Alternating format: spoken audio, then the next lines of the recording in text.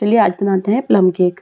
This soft moist plum cake without wine is made using soaked dry fruits, warm spices and rich flavor, completely alcohol free and perfect for everyone।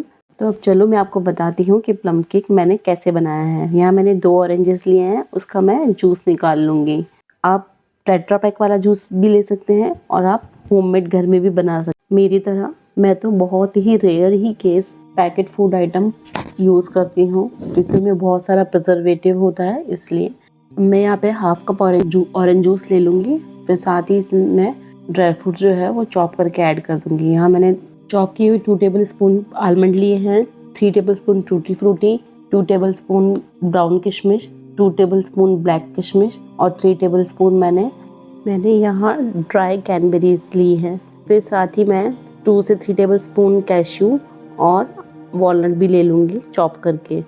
फिर थोड़ा सा juice कम था तो इसमें मैंने 2 से 3 table spoon juice और add कर दिया।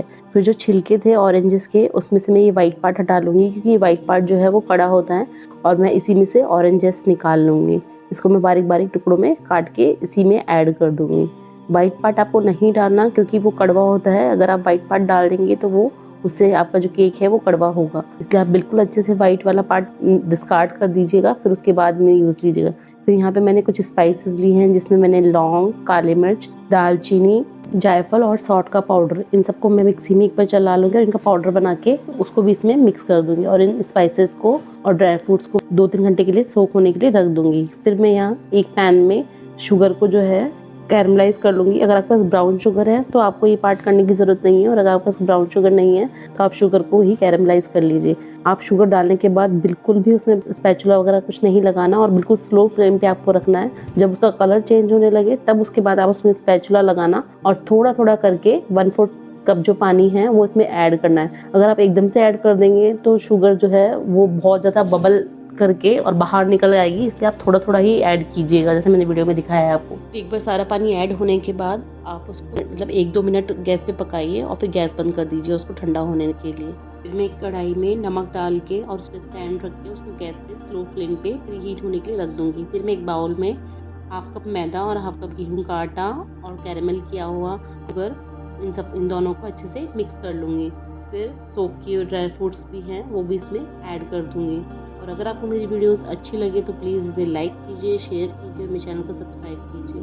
फिर इन तीनों चीज़ों को अच्छे से एक बार मिक्स कर लूँगी। एक बार मिक्स हो गई, अभी देखो बैटर गाढ़ा है तो मैं 1/4 कप ऑयल ऐड कर दूँगी। यहाँ मैंने 1/4 कप जो ऑयल है वो इसमें ऐड कर दिया है। इन सबको मैं एक बार अच्छे से वापस मिक्स कर लूँगी। फिर मैंने जिसमें कैरेमल बनाया था मैंने उसमें थोड़ा सा दूध डाल के उसको भी क्लीन कर लिया और उसमें से भी मैं एक टेबल स्पून करके दूध ऐड कर दूँगी। यहाँ मुझे बैटर जो है वो थोड़ा रनी नहीं बनाना, नहीं तो फिर जो ड्राई फ्रूट्स हैं वो बेक करते वक्त सारे नीचे पैने में आ जाएंगे। फिर मैंने इसमें वनीला एसेंस और 3 टेबल स्पून मिल्क पाउडर भी ऐड कर दी। अब मैं अगेन इन सब चीज़ों को अच्छे से मिक्स कर लूँगी।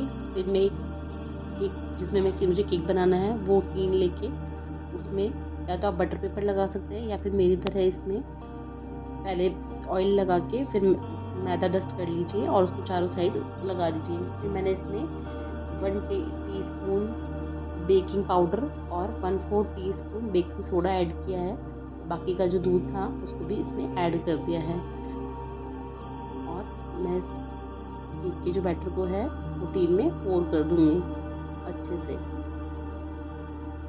फिर जो ड्राई फ्रूट्स मैंने इसमें अंदर ऐड किए थे उन्हीं को मैं ऊपर भी स्प्रिंकल कर दूँगी क्योंकि जो प्लम केक होता है वो ड्राई फ्रूट से लोडेड होता है, तो इसलिए और इसीलिए शायद ये सर्दी में क्रिसमस आता है जब बनाया जाता है, क्योंकि इसमें जो स्पाइसेस हैं वो भी गर्म हैं और जो ड्राई फ्रूट्स हैं वो भी गर्मी देते हैं, तो इसलिए शायद प्लम केक को बनाया जाता है। फिर मैंने यहाँ पे 40 to 45 मिनट्स जो है मीडियम टू लो गैस पे इसको बेक किया है।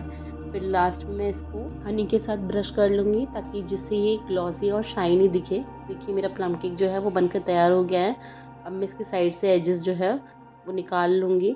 वैसे मेरे हिसाब से कोई भी केक जो है वो बटर पेपर लगा के बनाना चाहिए, क्योंकि अगर केक कम्प्लीटली ठंडा नहीं होता और उससे पहले अपन इसको डीमोल्ड करते हैं तो कहीं से निकल जाता है और कहीं से रह जाता है और उसकी वजह से वो टूट भी जाता है। और बच्चों के घर में जब केक बनता हो तो उसको कम्प्लीटली ठंडा होने तक वेट करें, इम्पॉसिबल बात है। तो thank you for watching, enjoy.